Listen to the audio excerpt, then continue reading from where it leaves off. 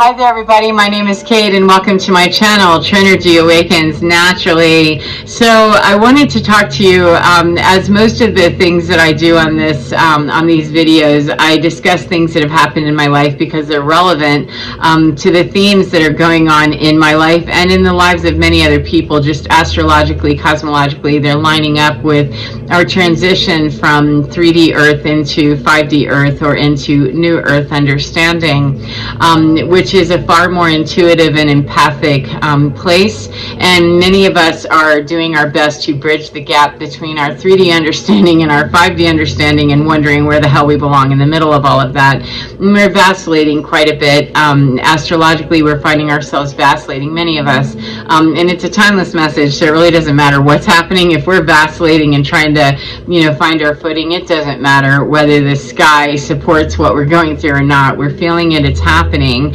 To matter that it might be sometimes a little more validating when we can know that other people are experiencing something similar and we can make sense of it. Something that is very difficult for humans to deal with is when things don't make sense, when they don't seem logical, or we can't put any kind of an understanding on that. We oftentimes get afraid and angry. Those often go together. And so you see a lot of people that are quite angry, they're quite upset, they're quite explosive, they're quite reactive, etc., and feeling quite out of sorts. And part of that, if not all of it, is related to fear. It's a fear of misunderstanding something. It's a fear of, I've got to maintain this in order for this to be okay. I've got to keep it this way.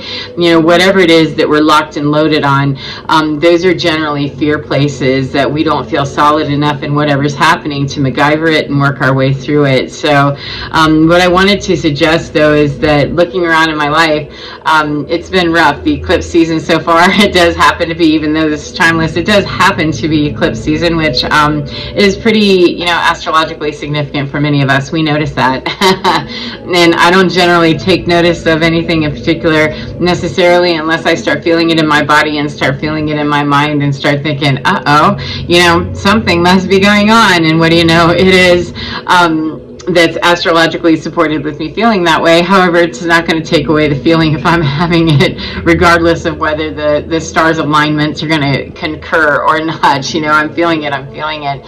So the deal is that in my world, there's been a lot of thematic revisitation of archetypes and themes, and I've worked, for a long time to clear those out, the witch wound, the doom imprint, these things, the terrible programming from childhood of unworthiness and, poverty mentality, all the same generalized themes that many of us work through, whatever they are. We've all got our little bag of icky that we brought in with us or that we acquired, whatever our story is that we, subscribe to. I'm not knocking that. I'm just saying that we all have that in some way or another. I don't know anybody that didn't have to work through a bag of doo-doo at some level at some point in their lives in order to get to some sort of a state of peace and balance. And if they aren't doing that, or if they aren't there, I haven't met anybody that was at peace with themselves if they are not doing that work or they have not done it already.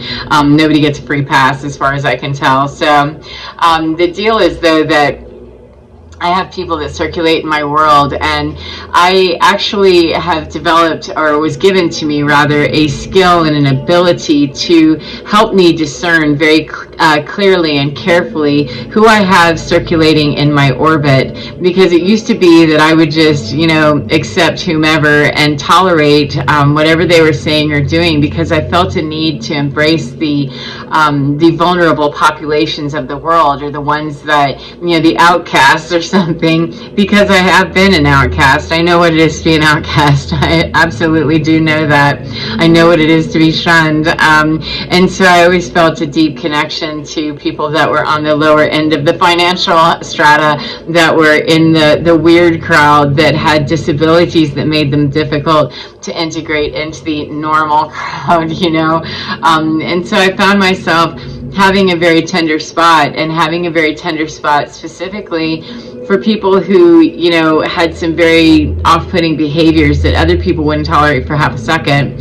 And because I myself, coming from a background of being on the spectrum and being pretty weird, and for a lot of my life, I did a lot of weird stuff that was off-putting for other people, and they didn't understand it. However, many of them were pretty good about it, and now I don't have so many of them because I'm meeting more of my needs. I don't have to leak out here weird quite the way that I used to. However, I still like to fly my freak flag the way that I fly it, and hang out with people that respect that regardless of whether they fully understand it or not, because I'm willing to give that. So anyway, I found myself really working, trying hard to embrace people that were really quite off-putting, and oftentimes they were abusive, or they were assuming, or they were disrespectful, or lacked boundaries. And because I lacked boundaries, we were lacking boundaries together, and I would make connections or friendships with people that I absolutely groaned and grunted whenever I saw that they were calling me, or that they had some expectation of me. But I felt very much obligated that if I connected here and allowed someone to have my number, then I guess I'm supposed to fill in the blank. And so that went on a long time. And after I went through a major life change several years ago and decided that, oh no, hell no, I can't do that anymore. I'm too old, and my give a shit factor is just down on zero. The gas factor is down on zero.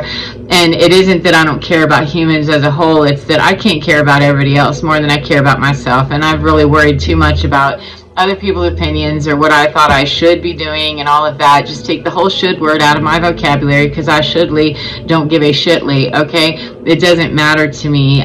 Again, not because I'm cruel, not because I'm mean, not because I'm trying to be dismissive of somebody else. It's a matter that I will never be able to help another person if I'm busy giving him my oxygen mask. It's the tired old story, however, it's a good one, that I always felt depleted and low, on every part of me, and was sleeping, enormous amounts of time, and, distracted and absolutely muddled in my mind, because I never was really taking proper care of me. I would just squirrel away and retreat when I was burned out, and then I'd be gone for 2 weeks at a time, just buried under and sleeping for 20 hours a day, just wrapped up in my addictions and not able to cope with my life. And so during that life change, it became very necessary that, there needs to be a way for you to discern, how people are going to orbit into your world. Once everybody cleared out, once I cleared everyone out and they cleared themselves out, there was a mass cleansing of my whole entire world. And here I am, at 50 something years old. Back then, I'm going to now need to live life completely alone, with no one in my world, no extended family, no close family, no nothing. That this whole thing just went down to, it's you, ain't nobody but you.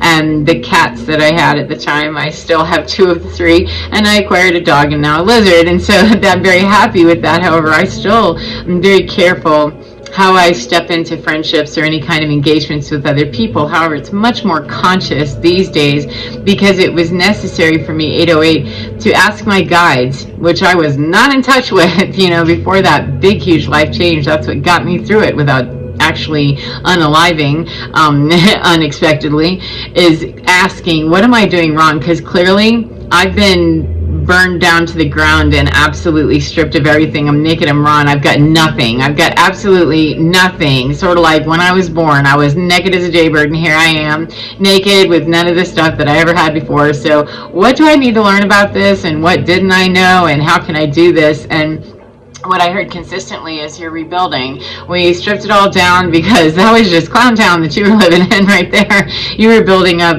tents and stuff that we don't need circus bears. We don't need, clowns. We don't need any of that stuff. We don't need illusionists. We need you to move out of clown town and move into a place that feels more comfortable for you, in your spirit and in your soul, that's more aligned, which would be people that are honest, people that are passionate about what they're doing, people that are willing to look at their own doo-doo bag, people that have respect for boundaries, people that understand who they're looking at and that want to be seen as who you're looking at them as. That we're seeing one another in a more equitable space. We're seeing one another for what we're bringing to each other, not what I can do for you or for what you can do for me. We're not looking through the old energy. We're not looking through the 3D. We're not looking through the age of Pisces energy. We're looking through the age of Aquarius. That's where we're showing knowing you. And when it's down to the ground and there's nothing left of you, then what do? Well, you start talking to your guides. You start asking, I did anyway, what did I do wrong? Well, it wasn't a matter of doing something wrong. It was a matter of answering the call of an unawakened soul. You know, that every time that I was knocking on doors out there looking for what I thought was my fulfillment or what I should be doing, I was really denying that the knock was coming from in here. It wasn't from out there. And so I was mistaken 10-10 for a lot of years. About 5 decades, I was just way hella wrong. However, fast forward to here we are today, that my guides and I have worked out a system. It's I consider it a litmus test of some kind, that as I'm meeting people, one of the things that has become necessary for me to do, especially during high energy times and demanding spiritual warfare looking stuff, or, you know, battle of good and evil kind of stuff, when it's happening all over the place and there's destruction everywhere, it can be very easy for me to fall into fear. It can be very easy for all of us to fall into that, you know, whoopee blanket of what would feel most comfortable to me. You know, do I just need a human being to saddle up to? Am I good? Or, you know, am I all right? And if I'm willing to just kind of let things slide and go with it because I'm afraid, and I'll just go with whatever would placate that fear the fastest, I haven't found that that's worked very well. It's burned me hard every single time. And so the litmus test has become to engage with people and be very careful in the 3D about how much engagement I'm going to allow, you know, to allow someone to step into my living space, for me to go into theirs, for us to be talking any, you know, major details, exchanging numbers even, we'll see, you know, keeping things out here a little more cordial and a little less friendly has helped immensely. However, even in the energetic space, when I've engaged with people deeper and longer and seemingly stronger, I've felt that with several people over the last couple of years of my life, when I relocated to a brand new place 2,000 miles away from where I was meeting different people, and yet they were bringing the same thematic stuff to me. And so it was clear that, oh, I see, this isn't that person. However, it's that person's energetic imprint. It's the same. You know, I'm listening to the same radio station. I'm just listening to it 2,000 miles away, but it's the same music. It's the same exact music. It's just, it's out here. So it wasn't a matter of that a different person was bringing me different energy. It was the same energy was bringing me a different person. And that's the, you know, funny haha of it, is that until we clear some of those baggage points, at least for me, until I could offload that luggage, I was going to keep meeting people that were giving me the opportunity to reflect inside and see where this is that you're having this reaction, that you feel this way about this person. Why do you feel so connected? Why do you care what their opinion is? Why do you give a shit what they think of you, or how they respond to you, or what kind of a friend they are or they are not? And so the litmus test became to start asking those questions, you know, what is the engagement here? And so it's an interesting technique that perhaps you'll find helpful, is to go into those spaces of having met someone new, or in a new situation, a new job, a new whatever, and feeling those very strong ties, to actually sit in quiet time, meditation, whatever you call that, and see that and feel that in my body. And I've noticed that it's become easier over time to start interviewing those energies, because they wear bodies, you know, those energies that I feel, that oppression, that judgment, that snarky, that, you know, that stuff, those archetypes, no matter what face they're wearing in front of me, the way that I feel them in the energy, start interviewing those and saying, what part of me is being tapped by that? What part of me is listening to that and thinking that it has a voice? What part of me cares what the opinion is and why? What part of me is needing to answer this call? Because the part that's standing here going, I don't understand this, why do we care, isn't obviously the one that's making the decision to keep this engagement going. Otherwise, it wouldn't be happening. So we need to all get on the same page of music here. We have some stragglers somewhere in the clarinet section or something. We need to get everybody on board here and onto the same piece of music, because we've got all kinds of chaos. So in those spaces, it's become easier as the litmus test to start interviewing it. And at some point in the process, when I know it's time, and it's guided very heavily by spirit, that I start talking directly to an image of the person and say, look, you know, we've had this relationship for however many months, years, days, whatever. We've had this relationship. You're a lot like the archetype of so-and-so, you know, in my back in my past, and I know that you're here bringing me that archetype. You're being disrespectful. You're being a terrible friend, so to speak. You're showing up, being in a mindset of lack and reminding me that I don't play with this. And I'm not looking to shame you, blame you, or tell you that you are something. I'm simply saying I notice in me, by my response to what you're going through, what you're bringing me, that I really don't want to be doing this with you anymore. I've learned my lesson, thank you, that I'd rather not live in lack mentality. I'd rather not live in fear, and I'd rather not be so dismissed by someone that calls me my friend. I don't like being in a relationship with someone that I feel like I have to, hold their hand and bring them into understanding how to be empathetic. I can't teach you how to be empathetic. I cannot teach you how to be an empath. I can't teach you how to care about me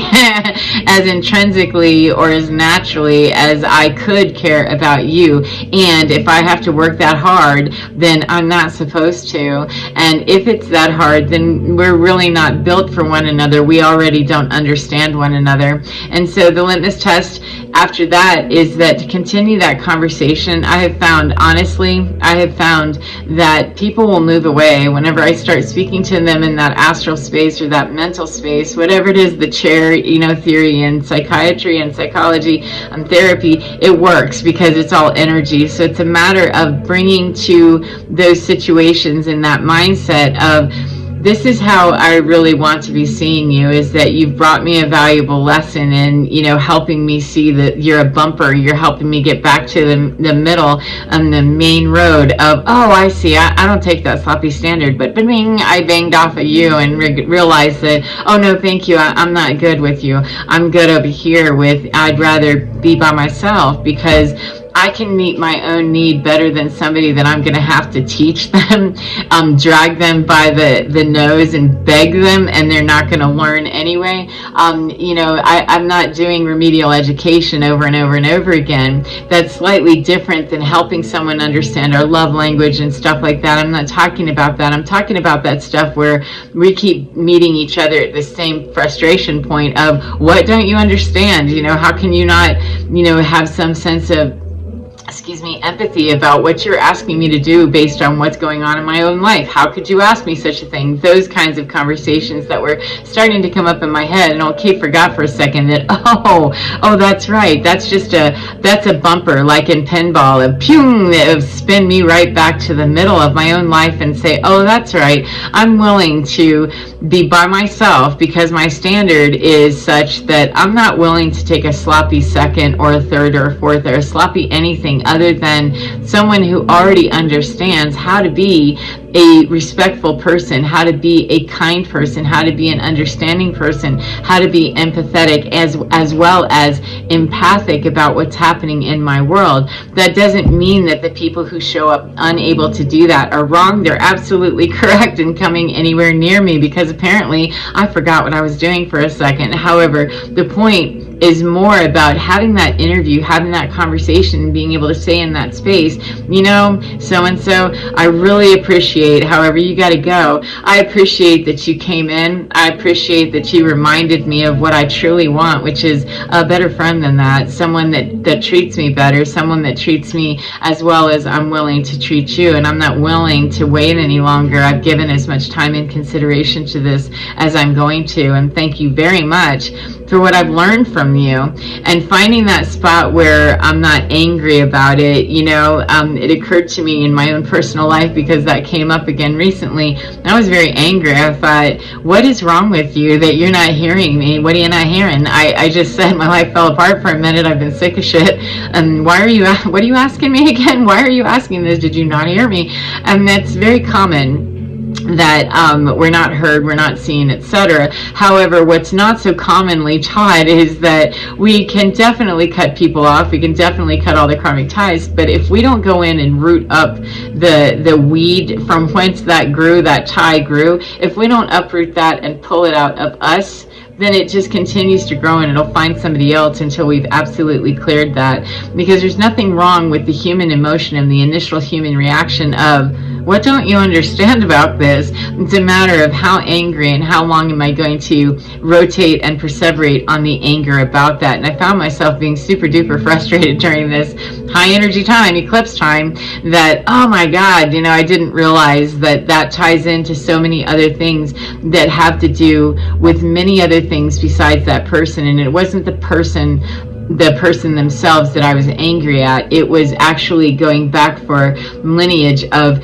people in general who betrayed me, who downed me, who spoke to me like I was an idiot, who treated me like I was invisible, blah, blah, blah, blah, blah, blah, blah. The whole thing. It's very hurtful, and I don't mean to downplay it. I'm just saying that that was one archetypal representation of a whole entire backstory that had so much pain and so much suffering and so much cruelty, etc. I mean, all kinds of things that really did not sit well with my soul. However, this person, brave little person that she was, or that she is, made some agreement somewhere inside of her that she was going to come and entangle with me in that quantum space and say, yeah, I'm going to show up and be absolutely not what you need or want, or that you will even tolerate for very long, and it's going to be, some uncomfortable conversations that I'm going to hate, and I'm going to act out, and I'm going to be kind of a jerk about it, and I'm probably going to do a lot of things that hurt your feelings and dismiss you because that's what I know to do.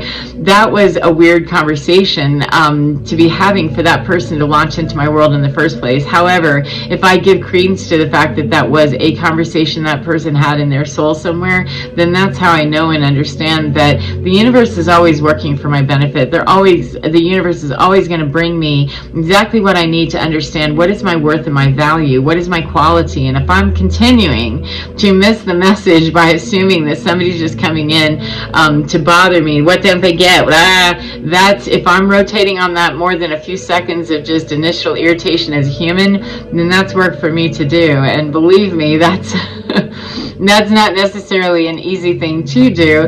However, it made it very clear to me that the litmus test works. The litmus test is real, and there's nothing wrong with utilizing that to say, look, I appreciate that, and now you need to go away. And also understand that when people kick back and they start screaming and squealing and doing all kinds of things, you can see the pattern that it will bring up in folks. You can see the love bombing. You can see the, well, I'm angry and petulant and I'm pushing you away. You can see the bullying. We go through all these iterations if we understand the psychology of it, that as I'm cutting you loose energetically, if I didn't understand that, that would look like some very strange behavior out here. However, if I wasn't cutting this person or people in general away energetically as well as verbally, it wouldn't be happening at all anyway. So it is quite the psychological profiling kind of skill. However, it's one that's aided very much so by going into the quantum space and speaking to people from there and say, look, I don't know how we need to go through this out here in 3D, because I really don't want to have that uncomfortable conversation that you're going to hate more than me, probably, because I know where I stand finally. It took me a minute, and I'm sorry that I, dallied and wasn't clear. However, thank you for being willing to be that kind of a villain in my world, because on some level, whether I'm willing to admit it or not, on some level, all things exist all the time. So on some level, that person agreed to come and take some heat from me for showing up wrong and having to back them up over my line and say, you came across the gun line, baby. That's not okay. You got to go away now. And I prefer, as I say pretty frequently, I prefer that people will take the soft boundaries and the soft hints and the warning shots, because I don't like walking around being in my world believing that I have enemies or opposition, or that I've got to constantly defend myself. And that in and of itself is a type of healing. However, we do have a lot of need right now to be very clear and to be very dynamic in how we relate to people in the least invasive with the most effective outcome is how I like to go with things. And sometimes people will not take soft boundaries, they won't take soft hints. And the last person that I'm thinking of, I had some pretty strong conversation, and said, oh, okay, well, here's where we are with this, and then went into that energetic space, and it got weirder afterwards. However, after doing this work for some amount of time, for a couple of years now, it's gotten easier to understand the human psychology of it. And so my point is saying that sometimes when we speak to faces, we're not going to get anywhere. However, asking spiritually, asking in that energy space, asking emotionally through that heart center in our quiet time, our meditation time, not with that person directly, but in that space of energy, can be far more effective, and it will break through, because the energy, the higher selves, the teams, the councils, whatever you subscribe to,